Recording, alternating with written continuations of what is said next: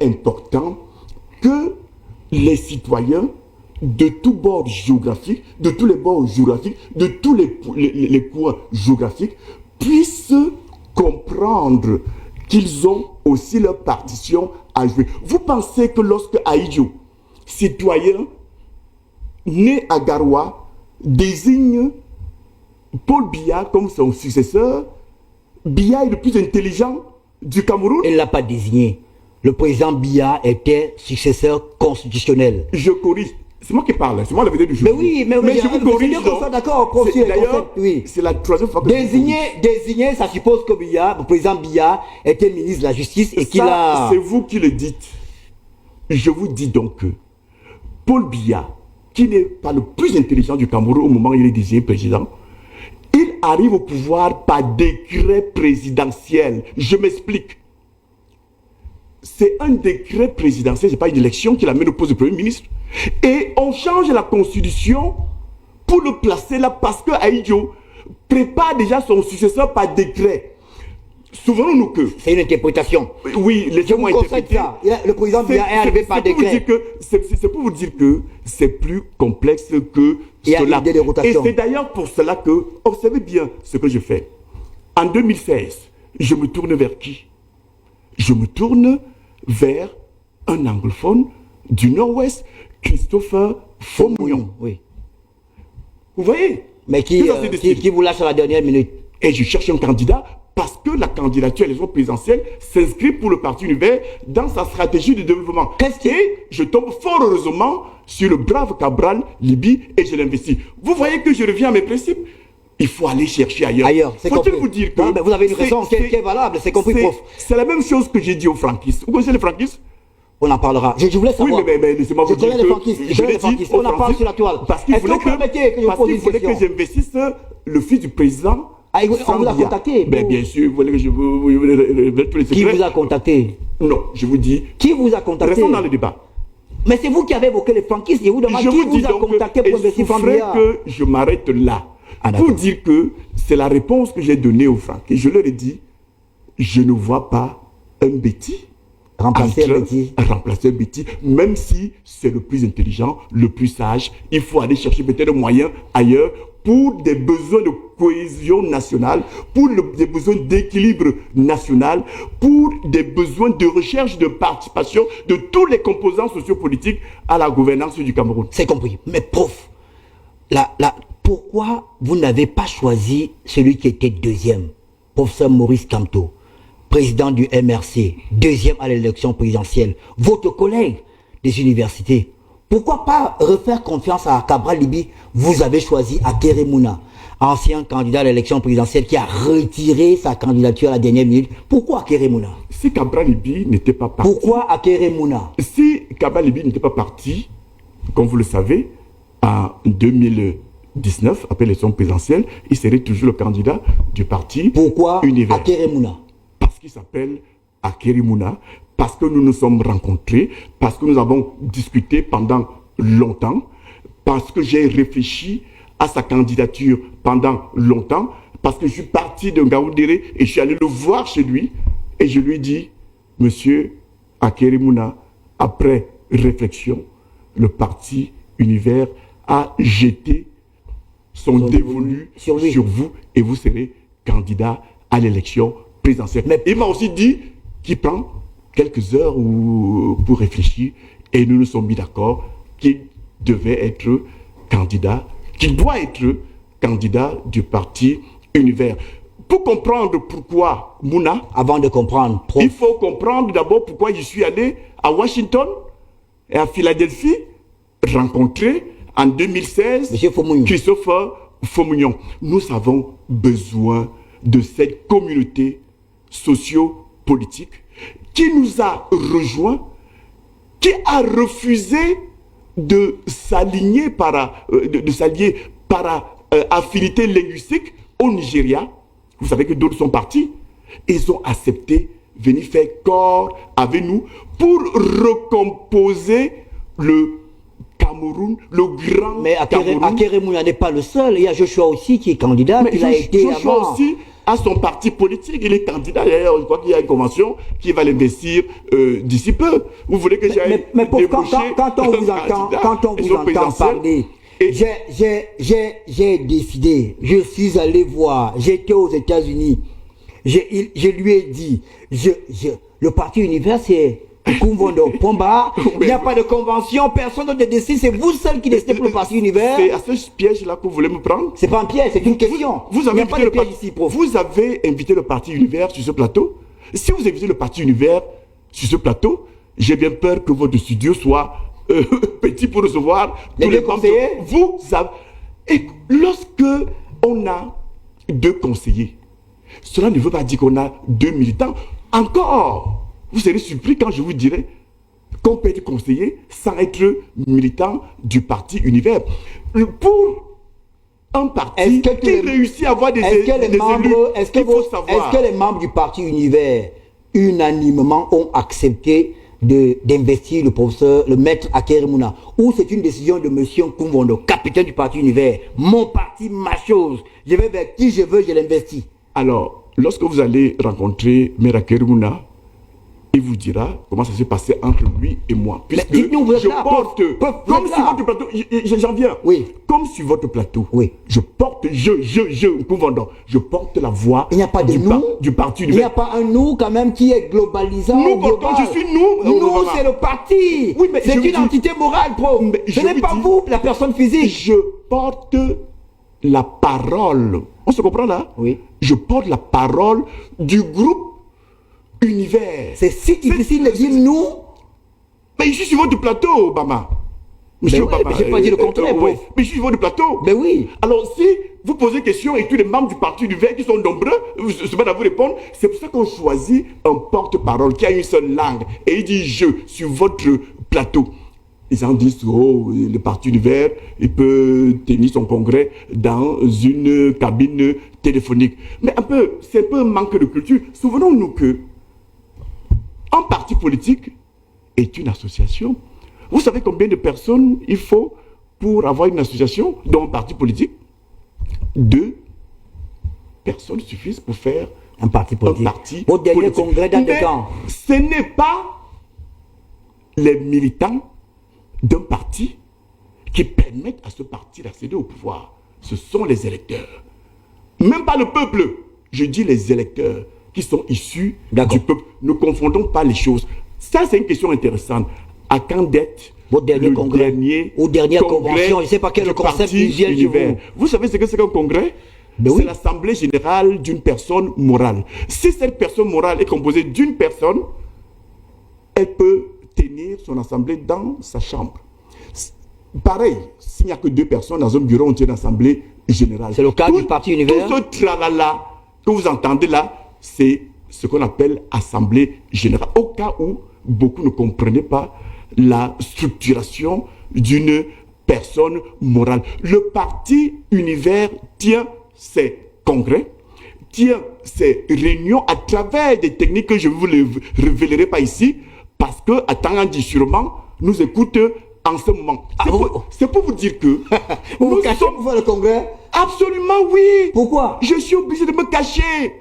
Le dernier congrès du parti Univers, comme vous voulez bien l'appeler comme ça, qui est un rassemblement, même pas l'Assemblée générale, qui devait procéder à la publication, au rendu officiel de la candidature de Cabral Libye, a été interdit par le sous-préfet. Vous vous rendez compte? Et depuis ce jour-là, j'ai dit, les activités du parti Univers, je ferai un effort pour ne plus les rendre publiques. C'est le maquis. Mais ça évolue. Ça, c'est le maquis. On est obligé d'entrer au maquis, du moins pour le parti Univers. C'est d'ailleurs pour ça que nous réussissons. Parce que nous évoluons dans le maquis. Nous prenons en considération le contexte camerounais.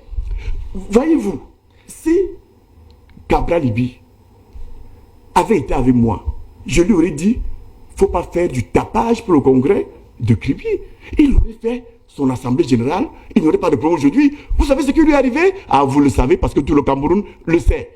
Son congrès a été interdit. Mais semble-t-il, aujourd'hui, il me semble que Kona, sans faire beaucoup de bruit, a tenu un congrès qui a été valider. On parlera de ce congrès. C'est pour vous dire que... c'est compris. Vous avez dit que je suis professeur, je suis brillant. J'ai envie de dire, quelqu'un qui est devenu professeur titulaire, qu'on le veuille ou non, c'est un peu un génie. Je fais valoir mon génie dans le cadre de la gestion du parti Univers. Et c'est pour ça que le parti Univers, aujourd'hui, est le parti Nyango. Il paraît qu'on appelle le parti Nyango. Ça veut dire quoi le parti Nyango? Vous portez les gens, c'est ça? Oui, et c'est ça. Et je le dis avec fierté. Le parti Nyango qui a porté Cabral Libi, et l'amené là se trouve, il va encore porter Mouna pour l'amener à étudier. Sauf que Mouna... C'est ça qu'on appelle le parti Nyango, et je le dis avec fierté. Vous savez ceux qui ont étiqueté mon parti comme étant Nyango? Non. Ils pensaient me faire injure. Le conseil est venu de Onangili sur un plateau de télévision. Mais c'est ça le parti Nyango. Ah, c'est Onangili qui a qualifié le parti de Nyango. Le bon parti doit être Nyango. Ce n'est pas le parti où on est assis sur au volant seul depuis 43 ans, personne ne peut pas entrer, on va seul. Non.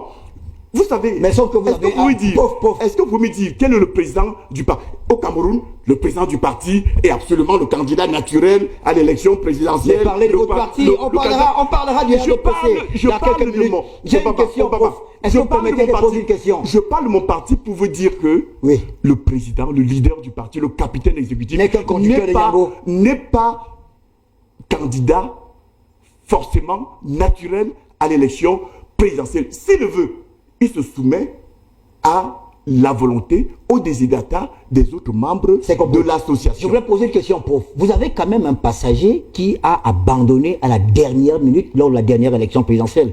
Si Akere Mouna, à 2 mois des élections, vous dit « Prof, je vous remercie pour votre sollicitation, mais je me retire ».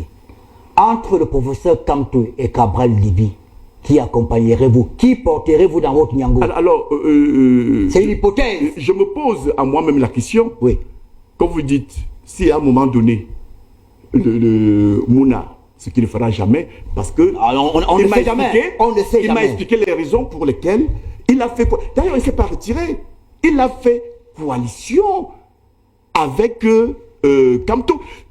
Faire coalition, c'est un retrait, hein? On se retire, on se met derrière quelqu'un. Oui, mais écoutez, c'est qu'il a dit ce qui est passé. Oui. À moins que mes connaissances... Vous choisirez qui entre le professeur Kamto et Cabral Libi? Si le professeur... Si M. Akere Mouna se retire.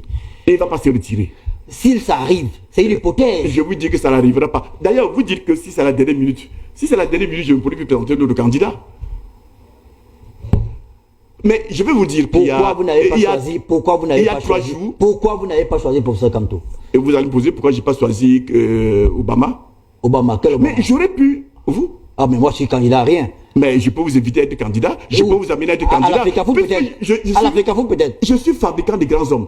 Vous savez, lorsque je vais voir Cabral, lorsqu'il me fait bien, c'est lui qui m'appelle pour me poser un problème qui n'est pas celui de l'élection présidentielle, c'est moi qui lui dis, eh bien, donc tu pensais, parce qu'il a abandonné le projet. Oui.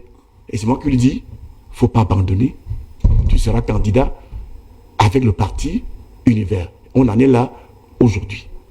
Est-ce que vous croyez réellement aux chances de l'opposition? Madame Damjoya a annoncé sa candidature. Vous avez investi Maître Akere Mouna. L'honorable Cabral Libi est candidat. Célestin Bedjigui, qu'on va recevoir dans les prochains jours ici, dans cette émission, est candidat. Il y a Monsieur Gouet qui a annoncé sa candidature. Il y a le professeur Kamto qui est candidat, même s'il n'a pas encore été investi. Est-ce que la coalition, c'est un rêve? Ils sont candidats, vous dites? Oui. Candidat à la candidature. Ah oui, d'accord. Oui. Encore que même jusque-là, on est candidat à la candidature lorsqu'on dépose son dossier de candidature à Elecam. Il n'y a pas de coalition envisageable? On est candidat lorsque on est reconnu comme tel par une décision du Conseil constitutionnel. Je comprends votre question. Il me semble-t-il, c'est le vœu des Camerounais. Mais je vous fais une autre confidence ce soir. J'ai eu un entretien il y a 2 jours avec le professeur Maurice Kamto. Nous avons causé non seulement entre collègues, mais aussi entre leaders de partis politiques. Et nous nous sommes dit, il y aura des proclamations de candidature, ce qui ne va absolument rien dire. Il y aura des dépôts de candidatures. Chacun ira déposer sa candidature, ceux qui veulent en tout cas s'exercer à cela. Le Conseil constitutionnel va se prononcer. À ce moment-là, on saura alors qui est candidat. Les candidats en question, reconnus par le Conseil constitutionnel, vont se retrouver en conclave. Faut-il déjà vous dire qu'ils ne seront pas plus de 18 sur le plan juridique.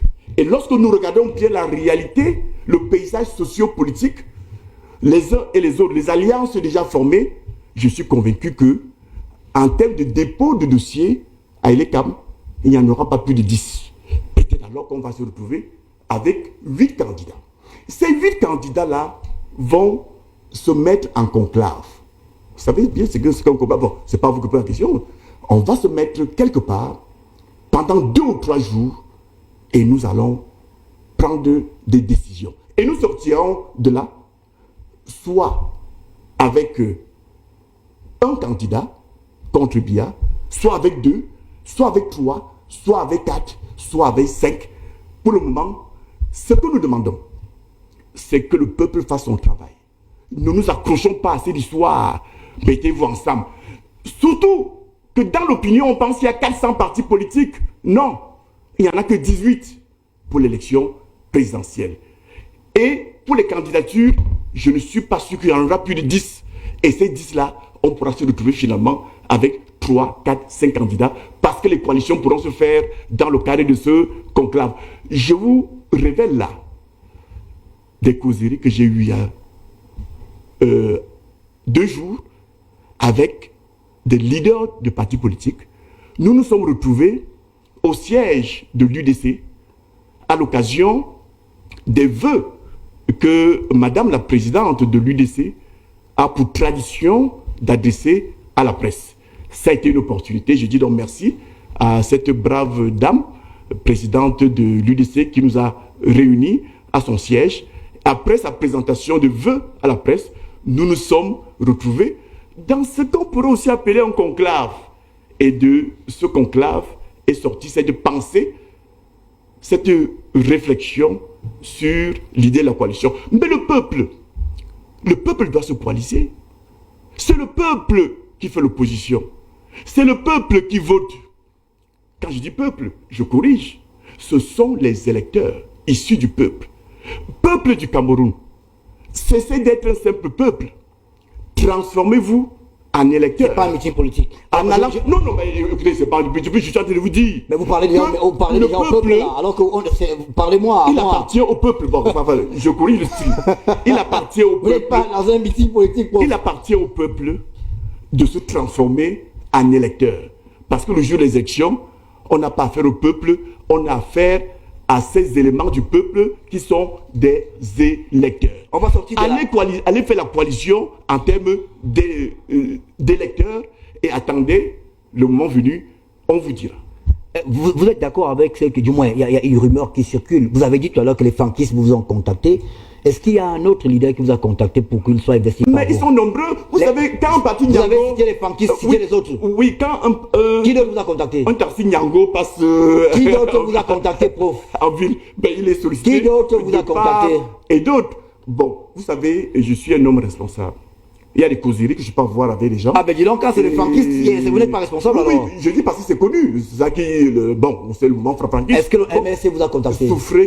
Est-ce que le MRC vous a contacté? Alors, vous voulez que je parle du MRC? Est-ce que le MRC vous a contacté pour investir pour ce Camto? Non. J'ai la réponse. Mais je suis allé au MRC. Si vous allez à YouTube, vous allez taper Nkumvondo MRC. Vous allez voir apparaître une vidéo qui révèle ma présence au dernier congrès du MRC. Vous avez été invité? Et j'ai été invité et j'ai prononcé un discours en disant, de façon en substance, me voici avec le MRC.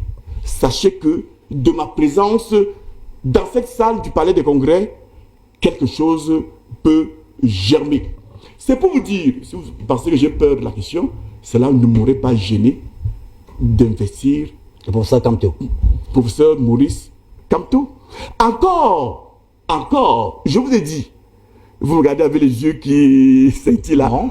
Moi, je vous regarde, Rien ne nous dit vous analysez, messieurs, que lorsque nous arriverons à ce conclave, oui.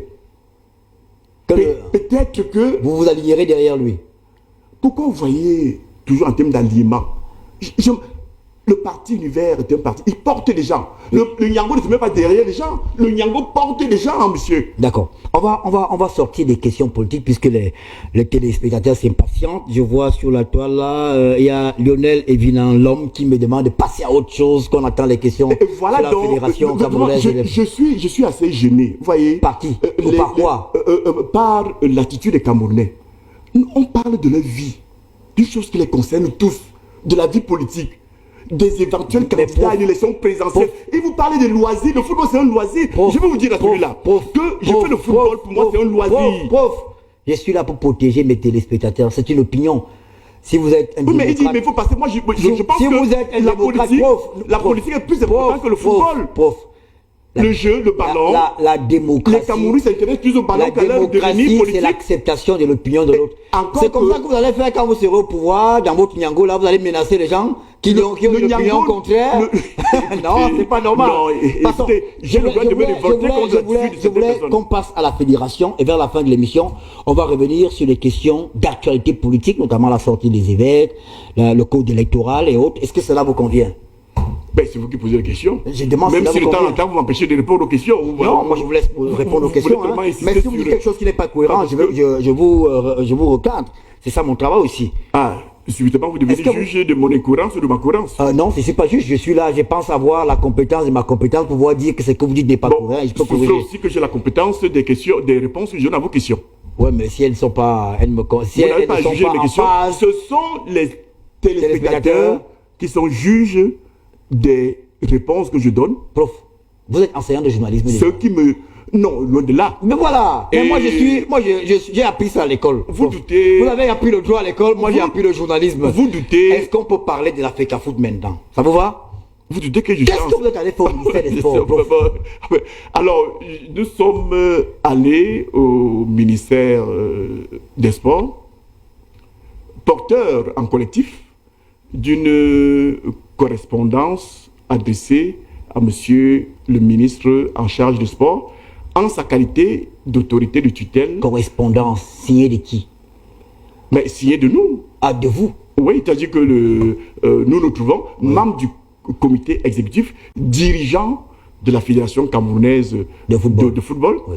Et comme nous ne pouvons pas tout signer, sinon ça va salir un tout petit peu la correspondance, ça va surcharger, je voulais dire. Bien, on demande à une personne, un des nôtres, de porter et signe au nom du comité exécutif. Et qui a signé? C'est madame la première vice-présidente qui a signé. Pourquoi pas le président? Parce que nous avons voulu faire sans le président. Vous avez voulu faire sans le président? Parce que nous avons le sentiment que tout... vous avez vu le président en minorité alors? Tout à l'Africa Foot tourne autour du président. Faut-il vous rappeler que... Oui. Parce que vous le savez. Je ne sais rien, moi je pose des questions. Mais je le dis aux téléspectateurs.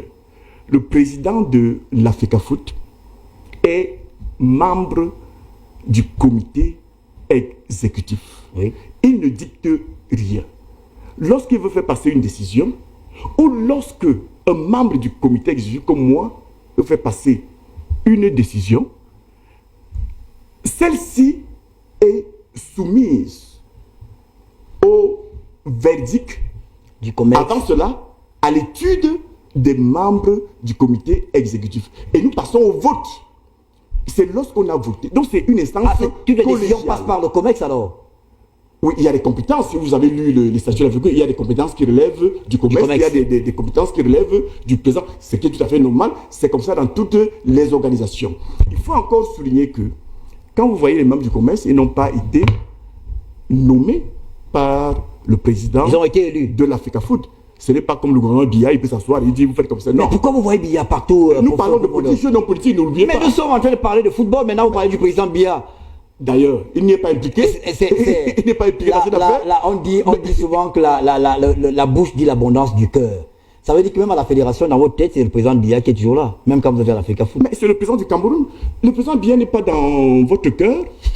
Il n'est pas dans vos têtes, mais c'est très grave, monsieur Bama. Il est le président de tous les Camerounais. Mais vous allez pas vous prendre à ce jeu. Comment s'est déroulée l'audience? Quand je dors, le président est là. Comment s'est déroulée l'audience? Vous avez été bien accueilli par Alors, j'étais en train de souligner que ceux qui sont au comité exécutif sont des élus.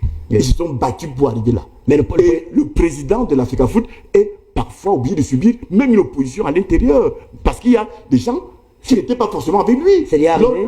Lors des élections. C'est lié arrivé depuis que vous êtes là. Vous voulez que je vais révéler devant vous les débats qui sont eu au sein du comité exécutif, des débats parfois hautement houleux. C'est secret. Pour prendre une décision et nous passons au vote. C'est secret.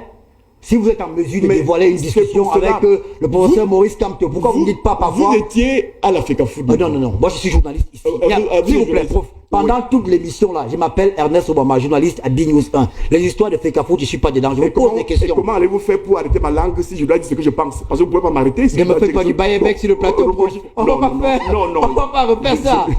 Alors, qu'est-ce qui s'est passé pendant... Je dis, parce que vous m'avez invité, je dis ce que je pense. Oui. Et pour cela, je n'ai pas de compte à rendre, ni à vous l'intervieweur, ni à... Est-ce que l'audience s'est bien déroulée? Très bien. D'accord. Et vous êtes ressorti de là? Nous sommes ressortis. Le ministre en charge des sports nous a écoutés religieusement. Oui. Il n'était d'ailleurs pas seul, il était avec ses collaborateurs. Ses collaborateurs. Est-ce que le président de l'Africafoot était au courant que vous êtes parti au ministère des Sports? Mais qu'est-ce qui est secret lorsque vous êtes au courant, non? Vous n'avez pas... Mais nous n'avons pas besoin... Pourquoi vous ne répondez pas simplement à mes questions? Il était au courant, oui ou non, avant votre départ pour l'Africafoot, pour le ministère des Sports? Mais je ne sais pas. Comment vous ne le savez pas? Comment? Vous me dites tout à l'heure que... C'est moi Samuel Eto'o? Dis-moi, c'est moi Samuel Eto'o? Vous demandez s'il était au courant, à lui demander s'il était au courant. Est-ce que cette action a été menée en... Est-ce qu'il était au courant que vous irez au ministère des Sports? Mais je vais vous dire. Oui. Je ne l'ai pas dit à mon épouse. Je ne l'ai pas dit que j'allais au ministère des Sports. Mais au sortir de là, elle me dit, j'apprends que tu es au ministère des Sports. Mais le président... Mais c'est pour vous dire que je ne réponds pas de Samuel Eto'o ici. Vous me demandez s'il est au courant. Je suis dans sa tête. Mais prof... Peut-être qu'il a ses informations. Mais ce que vous voulez savoir, Oui, est-ce qu'il est solidaire de votre action? C'est que vous voulez savoir. C'est ça la question. Est-ce qu'il est solidaire de votre action? Ce que vous voulez savoir, c'est est-ce qu'on a demandé l'avis du président de l'Africafoot? Je dis non. En tant qu'autorité dirigeante de l'Africafoot, nous prenons nos responsabilités. Peut-être est-il au courant, peut-être n'est-il pas au courant, mais ça, c'est posez-lui la question. Mais moi, j'étais au courant que j'allais. Et je vous ai signalé tout à l'heure que des personnes qui sont... Prof, vous voulez me faire croire aujourd'hui en Mondovision, devant tous les Camerounais qui vous regardent ce matin, ce soir, que vous êtes allé au ministère des Sports et le président de l'Africafoot n'était pas au courant? Je dis, je n'en sais rien. Vous n'en savez rien. C'est ma réponse, non? D'accord. Pourquoi vous voulez que je donne une autre réponse? Posez-lui la question. Vous avez son numéro de téléphone, non? Posez-lui, monsieur Eto'o, est-ce que vous étiez au courant de ce que... Je n'ai pas vu depuis. Vous savez pourquoi je pose la question? Je pose la question parce que aujourd'hui, ce matin, au cours de l'émission Le Club, un membre du panel a laissé croire que votre action n'est pas celle de l'Africafoot. Alors, si le président de l'Africafoot n'était pas au courant que vous étiez au ministère des Sports, ça rend cette probabilité-là plausible. Parce que celui qui représente l'Africafoot, c'est le président de l'Africafoot. Je réponds à votre question. Allez-y. C'est la visite au ministre en charge des sports qui nous a reçus. C'est une visite des membres du comité exécutif. D'ailleurs, j'ai entendu dans cette émission, qui n'étaient pas là tous, mais c'est des membres du comité exécutif. Ce n'est pas le président qui allait voir, ce n'est pas l'Assemblée générale, ce n'est donc pas l'Africafoot. L'Africafoot a sa façon à elle d'agir. L'Africafoot, à travers son comité exécutif, va se réunir le 14 mars. Et ce jour-là, vous aurez la décision du comité exécutif, comme vous l'aimez bien, qui va s'opposer et s'imposer à la Fédération camerounaise de football.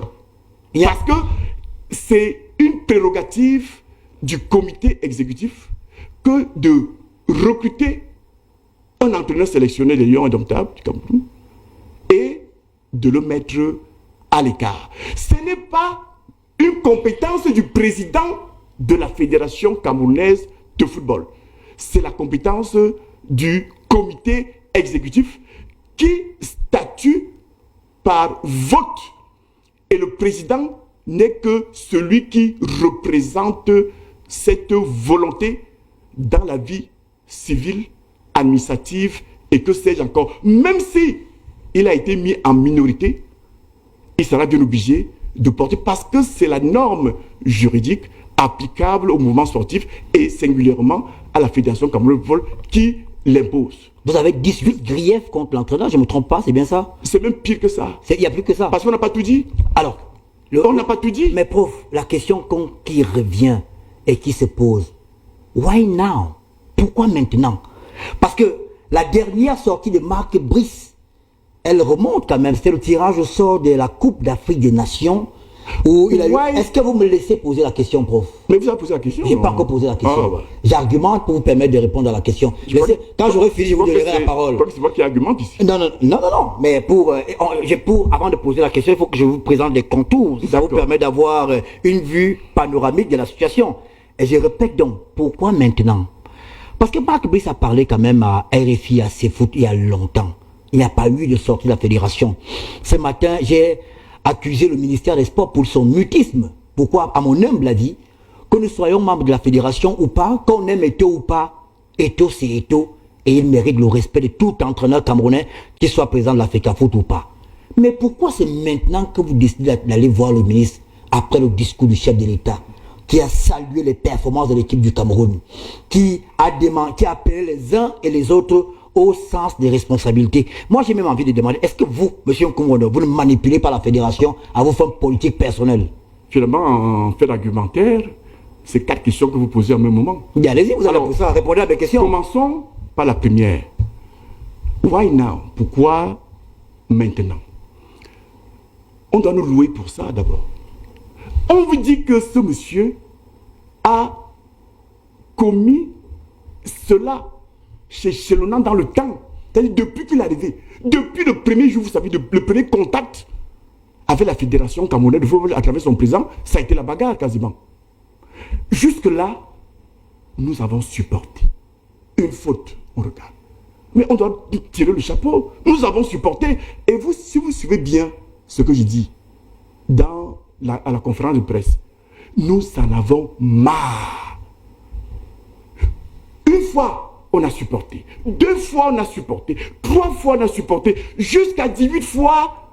Et je vous dis que ce n'est pas tout. Parce que si moi, Nkoumou Ndoké vous parle, ayant dirigé la délégation de l'équipe nationale pour 3 matchs, de tous ces matchs pour lesquels nous avons été félicités par le chef de l'État.